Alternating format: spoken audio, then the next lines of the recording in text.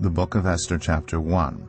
This is what happened during the time of Xerxes, the Xerxes who ruled over 127 provinces stretching from India to Cush.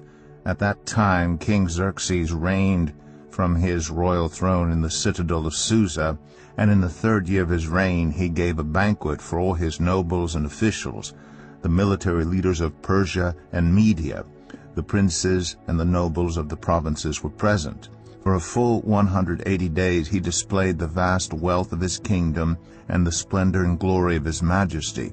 When these days were over, the king gave a banquet lasting 7 days in the enclosed garden of the king's palace, for all the people from the least to the greatest who were in the citadel of Susa. The garden had hangings of white and blue linen, fastened with cords of white linen and purple material to silver rings on marble pillars. There were couches of gold and silver and a mosaic pavement of porphyry, marble, mother of pearl, and other costly stones. Wine was served in goblets of gold, each one different from the other, and the royal wine was abundant, in keeping with the king's liberality.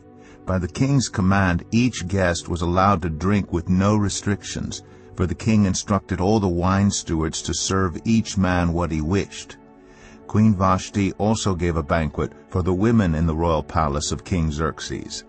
On the 7th day, when King Xerxes was in high spirits from wine, he commanded the 7 eunuchs who served him, Mehuman, Biztha, Harbona, Bigtha, Abagtha, Zithar, and Carcass, to bring before him Queen Vashti wearing her royal crown, in order to display her beauty to the people and nobles, for she was lovely to look at.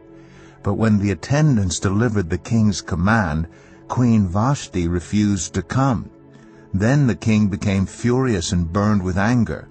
Since it was customary for the king to consult experts in matters of law and justice, he spoke with the wise men who understood the times, and were closest to the king, Karshena, Shethar, Admatha, Tarshish, Meres, Marsena, and Memucan, the 7 nobles of Persia and Media, who had special access to the king and were highest in the kingdom. According to law, what must be done to Queen Vashti? He asked. She has not obeyed the command of King Xerxes that the eunuchs have taken to her. When Memucan replied in the presence of the king and the nobles, Queen Vashti has done wrong, not only against the king, but also against all the nobles and the peoples of all the provinces of King Xerxes. For the queen's conduct will become known to all the women, and so they will despise their husbands and say, King Xerxes commanded Queen Vashti to be brought before him, but she would not come. This very day the Persian and Median women of the nobility, who have heard about the queen's conduct, will respond to all the king's nobles in the same way. There will be no end of disrespect and discord. Therefore, if it pleases the king, let him issue a royal decree, and let it be written in the laws of Persia and Media, which cannot be repealed, that Vashti is never again to enter the presence of King Xerxes. Also let the king give her royal position to someone else who is better than she. Then when the king's edict is proclaimed throughout all his vast realm, all the women will respect their husbands, from the least to the greatest. The king and his nobles were pleased with this advice, so the king did as Memucan proposed.